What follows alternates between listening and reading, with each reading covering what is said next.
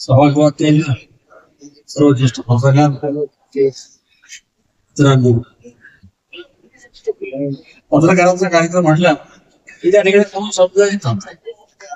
एक शब्द असा असतो की पत्रकार हा समाजाचा दर्पण आहे, सामाजिक दर्पण आहे, आणि दुसरा शब्द असतो पत्रकार हे लोकशाहीचा चौथा कमळ आहे. आता ही म्हण गेल्या 40-50 वर्षांपासून असेल, पण मला वाटते आता हे म्हणजे काही अर्थ राहिलेले नाही.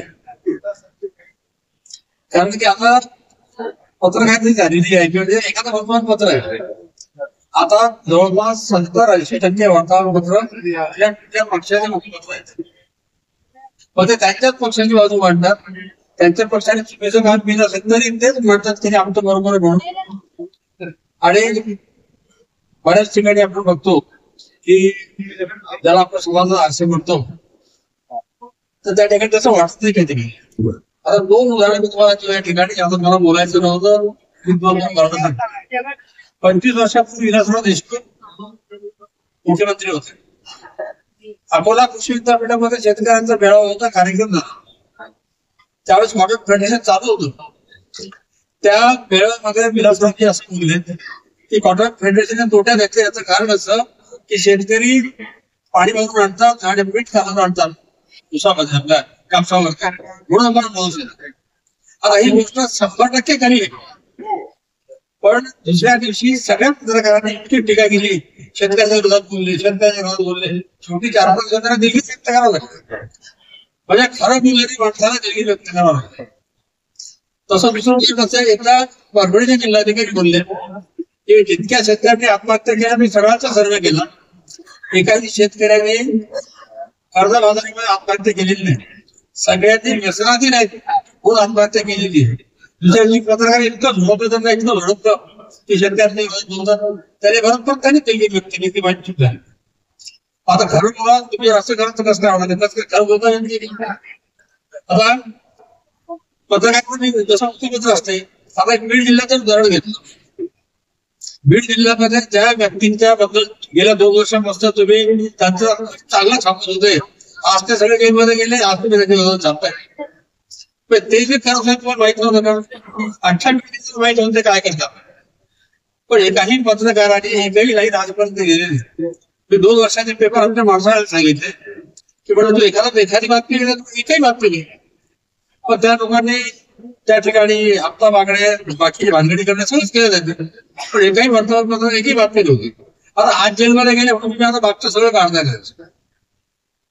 जे हयात असताना जे लोक करतात तितकी हिंमत पाहिजे छापायची. आता भानगडीची होते की जर एखाद्या लोक छापले, आपली जाहिरात बंद होईल का? आपली जाहिरात देणार नाही. लोक बोलता येत नाही. समजा घरात काय करायचं आपल्याला, तर असं होऊच शकत नाही. त्यामुळे आपण जो म्हणतो की पत्रकारिता समाजाचा दर्पण आहे, ते तुझ्या काळात होतं, आज काही दर्पण राहिलेलं नाही. हा चौथा खंबा राहिला नाही. कारण की मोठमोठ्या उद्योगपतींचे, मोठमोठ्या पक्षांचे चॅनल पेपर सगळे विकत घेतलेले आहेत ना, ते खरं छापूच शकत नाही.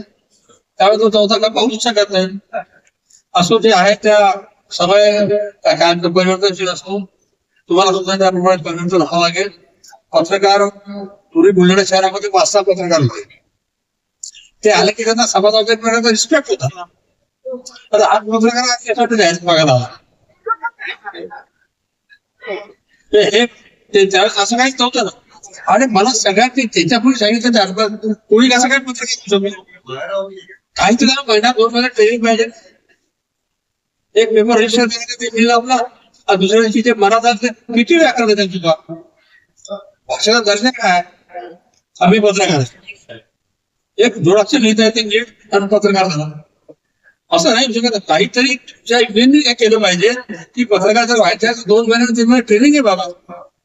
एवढं घेतलं तर माहीत काय पट्टा टाकला, एक मोबाईल लावून झाला, कोणाला भेटतो बाईट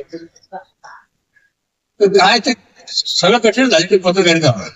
तर जेव्हा आमच्या काळामध्ये पत्रकारिता होती तिथे आता दूरपर्यंत कोणा दिसत नाही. आता एक नवीनच पत्रकारांना आलेले, तरी असून आपल्याला ज्यांचा सत्कार झाला त्यांना खूप खूप शुभेच्छा. आणि त्यांचं आयुष्य भरभराटीत जावं. आणि मला आपण आठवतंय वाघमारे साहेब गेले का, तरुण भारताला आपला बुलढाणा जिल्हा म्हणून साप्ताहिक हे यायचं, ते वाचण्याची लोक वाट बघायची. तसं बुलढाणा दर्पण सोमवारचा देशोन्नती आला की पहिले पेज बुलढाणा दर्पण पाहतो कोणाबद्दल काय नाही, असं काही तर कोणी लिहायला पाहिजे. 2 मिनिटात पूर्ण पेपर वाचून होतो. अशी जर असेल, आणि आता तर या सोशल मीडियामुळे कोणी पेपर वाचतच नाही. असो, सगळ्यांना शुभेच्छा. धन्यवाद.